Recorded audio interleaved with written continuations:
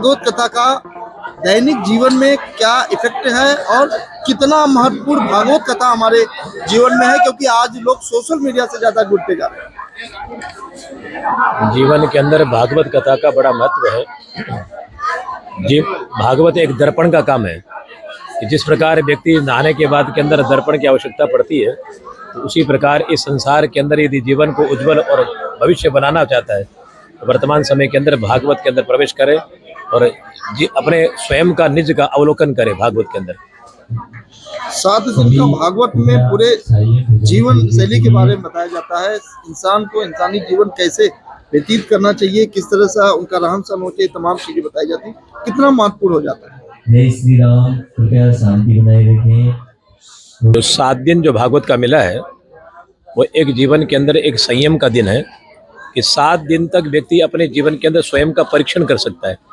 काम पर, क्रोध पर, मद पर, लोभ पर, क्या मैं अपने आप को इन साधनों के विहित होकर के रख सकता हूँ अपने आप को। ये खान के ऊपर, बोलने के ऊपर, तो 7 दिन की कथा श्रवण नहीं है, ये अपने आप का जांच का विषय है। जिस प्रकार डायबिटीज की जांच कराते कि हमारी को डायबिटीज है या नहीं है, जैसे बीपी है हमारी ये नहीं है, तो हम अपने आप की स्वयं की जांच कथा में, कीर्तन में, भजन के अंदर, इसमें व्यक्ति की स्वयं की जांच होती है। सुरेंद्र जी के संकल्प को क्या कहेंगे?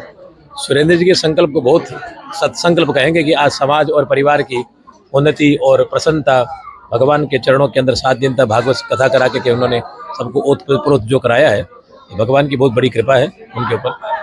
कहते हैं देश का युवा भविष्य है, लेकिन युवा आज ड्रग्स और सोशल मीडिया में लिपट गया है, उनके लिए क्या संदेश? नहीं, सब लोग युवा ड्रग्स के अंदर नहीं है। आप कथा के अंदर देखोगे तो काफ़ी युवा पीढ़ी वर्तमान समय के अंदर कथा के अंदर आ रही है। और मैं कहूँगा व्यासपीठ के द्वारा कि लोगों को बड़े बुजुर्ग कथा को सुने, अवश्य सुने, लेकिन अपने बच्चों जो है आने वाले संस्कृति और सनातन संस्कार को यदि सुरक्षित यदि रखना है तो आने वाली पीढ़ी को ये अपने कार्य जिम्मे को लेना चाहिए उनको। और गीता, गंगा, गोपी, इनके भावों को लेकर यदि चले, क्योंकि सनातन संस्कृति को बचाने के लिए 4 ही चीज़ हमारे यहाँ पर है, गंगा, गीता, गोपी और गायत्री। इन चारों को यदि सनातनी यदि समझ में आए तो हमारा सनातन धर्म सुरक्षित है, कोई भी इसके ऊपर कोई आँच नहीं है। जो सनातन से दूर हो रहे हैं उनके लिए क्या संदेश? सनातन धर्म से कोई दूर नहीं हो सकता। जैसे कि सूर्यनारायण भगवान से यदि कोई कहे कि मैं दूर हो रहा हूँ, वो दूर नहीं हो रहा है, वो केवल अपने आप को मान रहा है। क्योंकि सूर्यनारायण भगवान को देखने का अर्थ है कि आंख बंद कर लेना, क्योंकि आंख बंद के कोई जी नहीं सकता। तो उसी प्रकार सनातन धर्म को छोड़ नहीं सकता, क्योंकि कपड़ा नहीं है कि कपड़े को उतार के रख दिया। धर्म एक कर्तव्य, एक स्वभाव है कि जैसे प्यास लगना है जल का, तो जल के बिना नहीं रह सकता, जल पीना ही पड़ेगा, भोजन के बिना नहीं रह सकता। तो उसी प्रकार धर्म को व्यक्ति को अपनाना ही पड़ेगा, धर्म ही जीवन है व्यक्ति का। कि मुझे आपसे मिलना है। मैं एक्चुअली महीने में 20 दिन यात्रा में रहता हूँ, तो मैंने कहा आज मुंबई हूँ, घर पे हूँ, आप आ जाइए। तो 12 बजे घर आ गए। उन्होंने मेरी पुत्री का नाम लिया कि वैदेही मेरी पुत्री है, कि इसने मुझे कहा है कि भागवत करनी है। मैं हर महीने वृंदावन जाता हूँ, माँ के बिहारी के दर्शन करता हूँ सालों से। तो मैंने कहा कि आदेश आ गया है कि भागवत करनी है, पुत्र के मुंह से निकला है। तो मैंने कहा करिए गुरुजी। तो उन्होंने कहा कब करोगे? मैंने कहा वो तो आप बताओगे। तो उन्होंने कहा कि उस टाइम 7-8 महीने पुरानी बात है। उन्होंने कहा पुरुषोत्तम मास 3 साल में एक बार आता है, और उस वक्त भागवत की हुई बहुत ही शुभ होती है। ऐसा कहते हैं पुराणों में और भागवत में कि 1000 गुना ज़्यादा पुण्य मिलता है सुनने वाले को, सुनाने वाले को, और जो भी कराने वाले को, जो भी लोग हैं सबको। तो मैंने कहा जो आपको उचित लगे वो आप मार्गदर्शन करो, हमको तो कुछ आता नहीं है, जैसे आप बताएंगे हम करेंगे। इस तरह से ये बीज पड़ा और आज इतना बड़ा बरगद के रूप में आपने देख लिया है कि हो गया है। भागवत की संकल्पना ही बहुत बड़ी बात होती है और आपने इसे संकल्प किया है। क्या कहेंगे इस बीच इन 7 दिनों में आपने भागवत सुना है, कोई अड़चन या इस तरह की कोई बातें आई कि आगे कैसे पूरा होगा?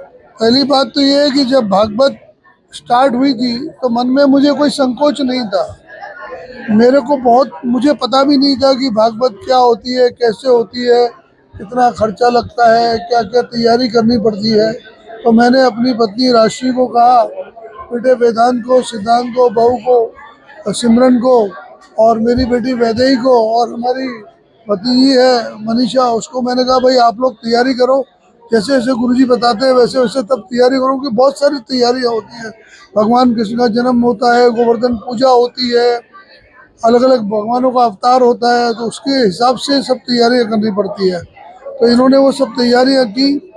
उसके बाद में फिर हुआ कि करेंगे कहाँ, तो फिर मेरे को लगा कि गोरेगांव स्पोर्ट्स क्लब में करते हैं, नज़दीक पड़ेगा, सबके लिए अच्छा रहेगा। लेकिन मुझे ये अंदाज नहीं था कि भागवत से लोग इतना प्रेम करेंगे, वरना मेरे लिए जगह बहुत छोटी है, 2-4 हज़ार आदमी नहीं आए तो मुझे आनंद भी नहीं आता है।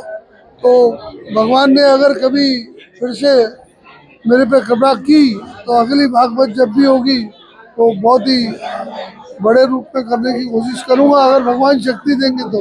सर इतने लोग आए, क्या कहेंगे उनके बारे में, किस तरह धन्यवाद अदा देखिए, करेंगे? मैं तो ये कहूंगा कि पूरी भागवत में ना तो हमें कोई अड़चन आई, ना ही किसी तरह की तकलीफ हुई।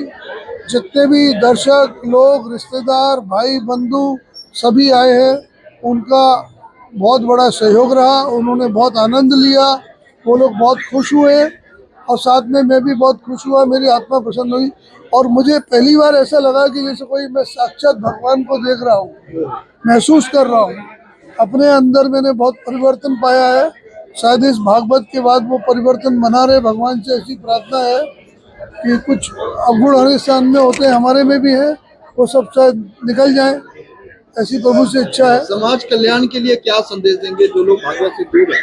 देखिए, समाज कल्याण के लिए तो मेरे पास एक ही संदेश है कि जितनी भी युवा पीढ़ी है, परिवार हैं, परिवारों में बुजुर्ग हैं, जवान हैं, काम करने वाले हैं, नौकरी करने वाले हैं, व्यापार करने वाले हैं, किसी भी प्रोफेशन में हो, जो सनातन से जुड़े हैं, उन सबको जब कभी भी भागवत कहीं होती हो या कहीं हो रही हो, सुनने का मौका मिले तो ज़रूर जाना चाहिए, क्योंकि उसमें जो ज्ञान और जो भगवान का ये व्यासपीठ बोलते हैं, इसमें ऐसा बोला जाता है कि व्यास जी खुद बोलते हैं, उसमें जो वक्ता है उनके अंदर वो आ जाते हैं और वो बोलते हैं, तो वो जो शब्द निकलते हैं वो आत्मा को छू जाते हैं। तो मेरा ये कहना है कि सब बच्चों को, जैसे ये यंग अभी देखिए आपके मीडिया के साथी हैं, इन सबको भी अगर कभी मौका मिले, आप लोगों को भी मौका मिले, तो आपको जरूर बैठना चाहिए। और ऐसा बोला जाता है कि भागवत की कथा में, जैसा गुरुजी ने कहा है, मैंने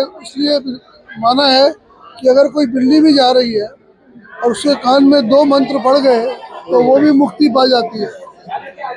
तो हम तो इंसान हैं। मेरे पास कहने के लिए कुछ ज़्यादा शब्द नहीं है, क्योंकि ये कथा इतनी मनभावन थी कि मैं पूरी तरह से कथा में डूबा रहा। और भागवत अपने आप में मोक्षदायिनी है, मोक्ष को देने वाली है। और भगवान कृष्ण की जो लीलाएं हैं उनके बारे में क्या कहना है, साल भर अगर उनका बखान करते रहो तो भी कम है। पिछले 17 मई से जो यहाँ ज्ञान की गंगा बही, प्रेम की कथा बही, प्रेम रस बहा और श्रोताओं ने आनंद लिया, ऐसा अद्भुत आनंद मैंने भागवत बहुत बार श्रवण किया है, लेकिन ये जो आयोजन है, ऐसा अद्भुत आनंद मैंने पहली बार देखा। मैं सुरेंद्र शर्मा जी जो हमारे बड़े भाई भी हैं, भाई हेमंत जी जो हमारे बड़े भाई हैं, उन्होंने जैसा बताया आपको, उसके अनुसार यहाँ पर कोई भी व्यक्ति एकदम पिन साइलेंट रहा है, क्योंकि पंडित गोपाल मिश्रा जी के मुखार बिंदु से जब कथा शुरू हुई तो लोग 3-3, 4-4 घंटा बैठे रहे। रुक्मिणी विवाह, राधा वियोग और सुदामा चरित्र तो आप लोगों ने, सब लोगों ने देखा ही है, बहुत अद्भुत रहा है। मैं बड़े भाई सुरेंद्र शर्मा को बहुत बधाई और धन्यवाद देता हूँ। शर्मा परिवार खूब फूले पले, इसी तरह से प्रसन्न रहे। और जैसा हेमंत भाई ने कहा कि साल में एक बार ऐसा आयोजन होना चाहिए, तो ऐसा आयोजन भगवान श्री कृष्ण की कृपा से होता रहे, हम सब लोगों को बड़ा आनंद आएगा। इसी के साथ धन्यवाद। माहौल ऐसा बना दिया था कि शायद ये हम कभी ना करते, बट माहौल ही इतना अद्भुत बन गया था कि जब पंडित जी ने कहा आप रुक्मणी बनेंगी, तो मैंने कहा हाँ ज़रूर। और जब वो उन्होंने हमें तैयार किया तो ऐसा लग रहा था कि हम उसी टाइम में उसी जगह पहुंच गए।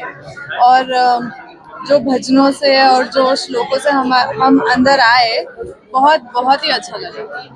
कभी ऐसा लगा कि लोगों का कल्याण करना चाहिए, अब अगर मैं राधा रानी हो गई? नहीं, कल्याण तो मैं नहीं कर सकती हूँ, कल्याण तो वही करेंगे। मन में आया क्या ऐसा विचार कि नहीं, हमारे साथ सबका नहीं, कल्याण होना चाहिए? कल्याण वही करेंगे, कल्याण तो हम नहीं कर सकते। कृष्ण जी, आप बताइए कि कैसा लगा कि भगवान श्री कृष्ण का रूप धारण करना? तो मुझे तो पता नहीं था कि मुझे कल बनना था, तो वैदी जी ने मेरे को बताया कि बुलावा आ गया कि 401 में जाना है। जैसे ही 401 में बैठा तो पूरा कार्यक्रम चालू हो गया। तो मैंने तो आनंद उठाया, पहले 2 घंटा पहले ही हमको तैयार कर दिया था।